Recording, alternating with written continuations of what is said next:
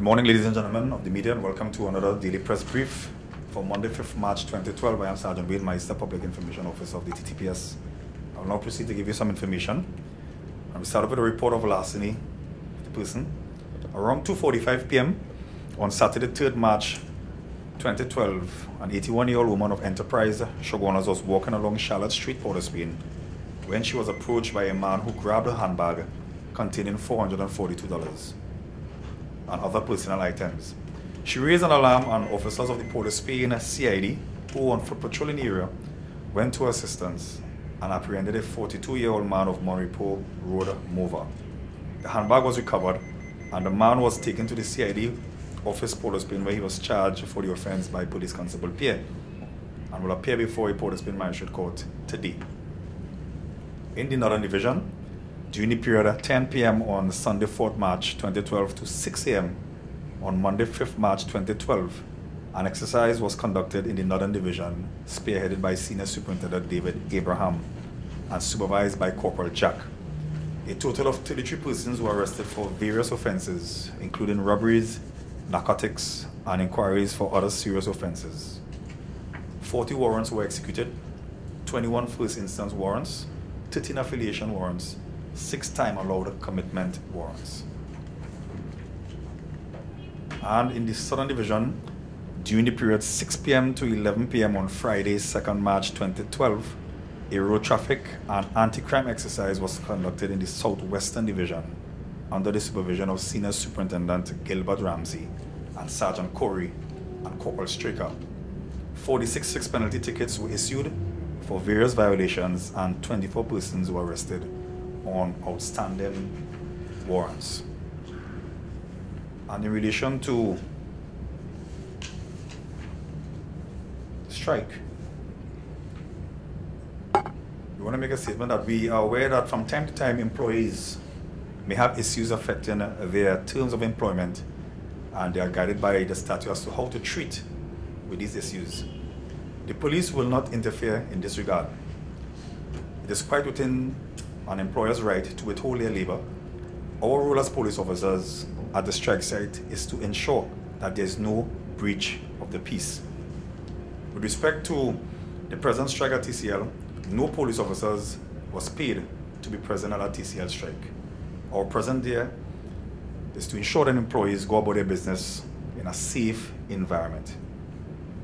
So we are saying to the members of the public that we, members of the TTPS, we will be present at any activities in relation to strikes across the country, which we were on numerous occasions, and our main function, main priority is to ensure that there is no breach of the peace. And having said that too, we want to give some advice to parents. You know, we have some instances where children, may run away from home, and activities to the build-up of that. Parents, we have certain responsibilities that we must take, and we're asking parents, some parents report that the children will dress for school and they will proceed to school, and then when you hear afterwards the child is not at school. So we're asking parents generally to develop and establish a communication with the school that the child is attending, the child's form teacher and various supervisors at the school. Establish that communication so that you will be able to monitor your children's movement on a daily basis. So as time goes along, we're going to be giving some tips on the whole issue of children running away, and some of the tips that parents you can use to ensure that persons are monitored. But generally, we just want to look at this one for today only. Establish a communication with your children's schools and school teacher. That is the end of this morning news brief. I will now open the floor for any questions you may have.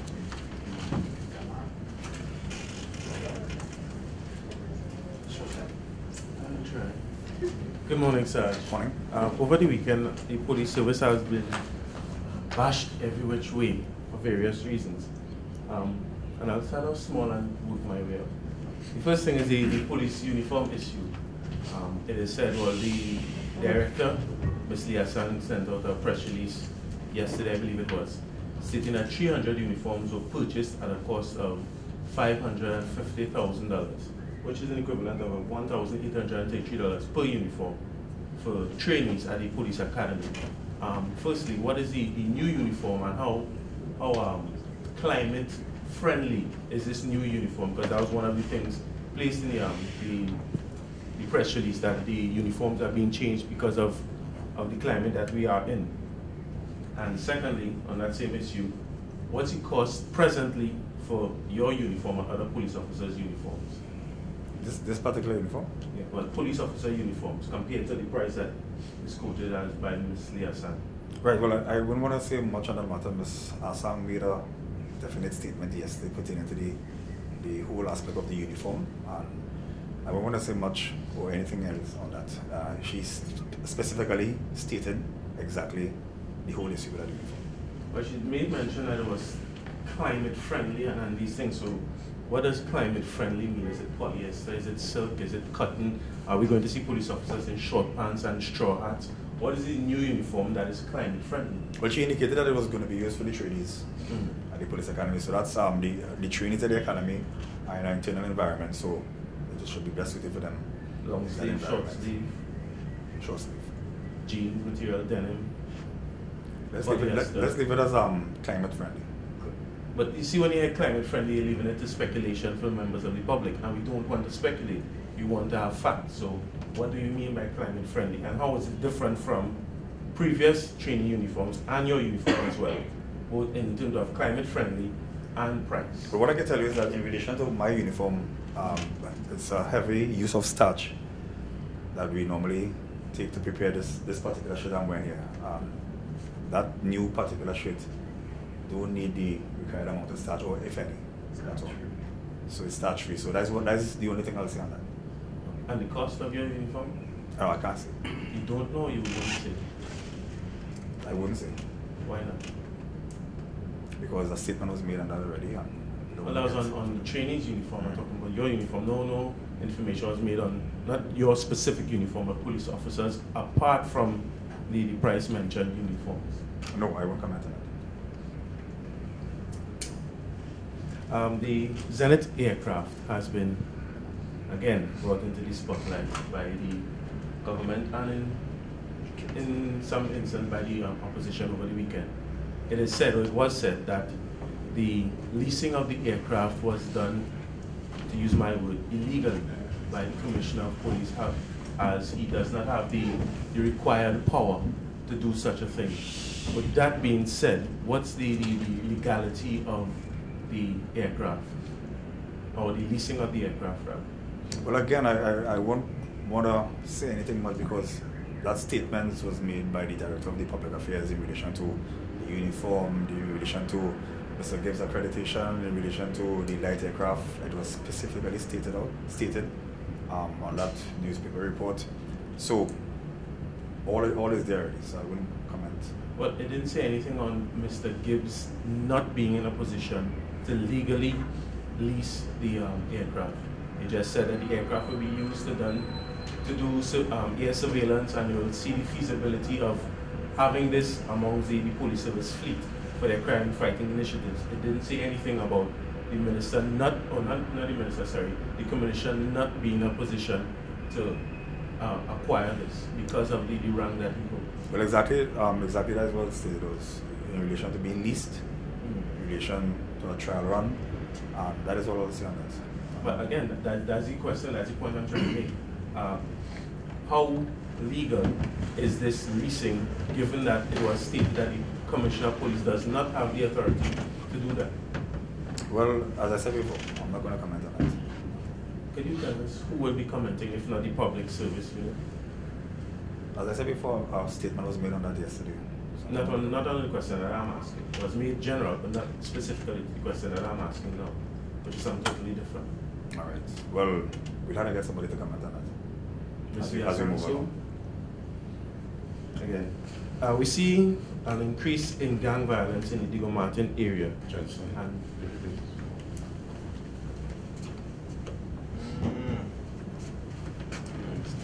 we see an increase in gang violence in the Diego Martin area. Police made assurances that they would be dealing or tackling with this new issue. What new initiative is the police service looking at to curb the gang violence that is seem to be rising in the Diego Martin area?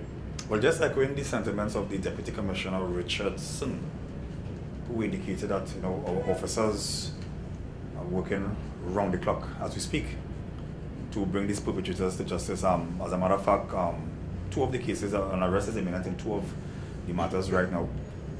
We have our officers there present, gathering intelligence, gathering information, and using that information to our best ability. We also have persons who will be communicating with, who will have to give the necessary information in relation to some of these offenses. So all in all, this is an all-out assault on this type of crime. Of course, remember we mentioned before that 1 murder is too much, and we are greatly concerned about the situation there. So all resources at present is being channeled to ensure that these perpetrators be brought to justice. You made mention of all-out assault, and it's kind of strange that you use that term, given my next question was the alleged assault by police officers against residents of Prince Garland, Laventille, yesterday, where 4 people were reportedly shot. The residents are claiming that the police used beyond excessive force. They were, to quote one of the persons, they were about to shoot somebody dead, that quoting one resident. What does the police service have to say in response to this? Well, as you mentioned, it's an alleged. So once something is alleged, it means to say it will be investigated. And we are assuring the public that we will investigate that matter. And we mentioned before, time and time again, that we are governed and directed by our use of force policy.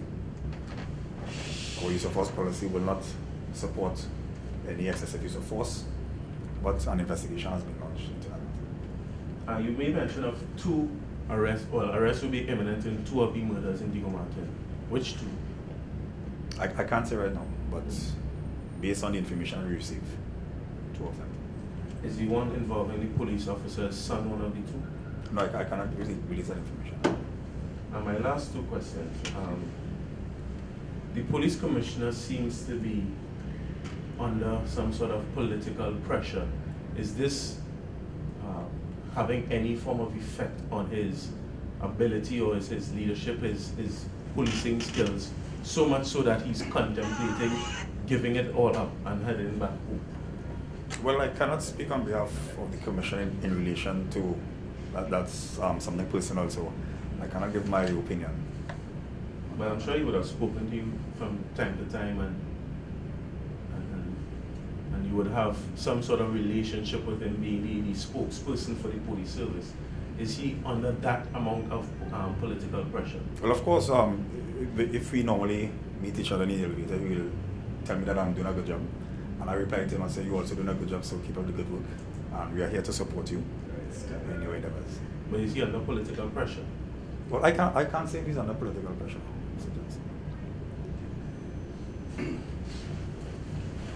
Final question. Morning, Mr. Meister, directors. First of all, I want to piggyback just on 2 of the questions my colleague asked. First of all, the murders. A number of murders in the Martin area, Western Division. There was also one in Arena. Now, the DCP and others have come here, and there were also several reports of shooting, persons shot and things in the Martin. The DCP and yourself have come here defending the 21st Policing Initiative, which they said about a reduction in crime and a reduction in murders. It does not seem so. Do you still hold fast that the 21st Century Initiative is the way to go? Is it the best thing based on what we are seeing, or is it that it's not working and we should look at something else? No, most definitely. The 21st Century Policing Initiative, well, it's on its way. It's working. Of course, we will experience some challenges, but we are working on those challenges. We are constantly reviewing our strategies as it relates, because it's something new. So we are constantly reviewing our strategies, and we are supporting it all the way. And with proper support, it will bear fruits very soon. Again, to piggyback on another question, Over the weekend, the Solicitor General made a statement on Dr. Gibbs, where he said he did not operate within his authority. This was followed by the Prime Minister during that debate in Parliament, supporting or speaking the words of the Solicitor General and giving her views on it. At this time, and I heard you mention just now in terms of your views, but at this time, could you give us, first of all, tell us, first of all, if the kit, the aircraft kit, based on what you see on the internet, kit, if it's in operation, what's the roster, what the past 3 weeks has it been in operation, and what has been found so far? What has it done so far? Well, obviously for security reasons, I wouldn't want to give any, the whole aspect of the operations of that aircraft.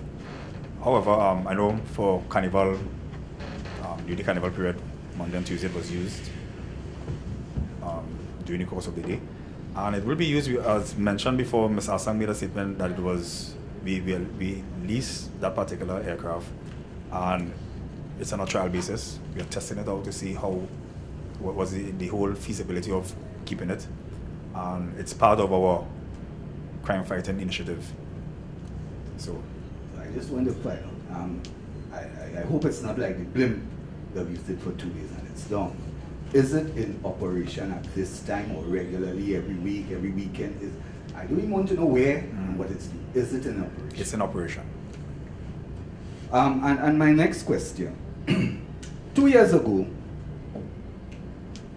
under the then Prime Minister Patrick Manning, there was some debate in Parliament, and Woodford Square was full of people, supporters of the PNM, all dressed in their red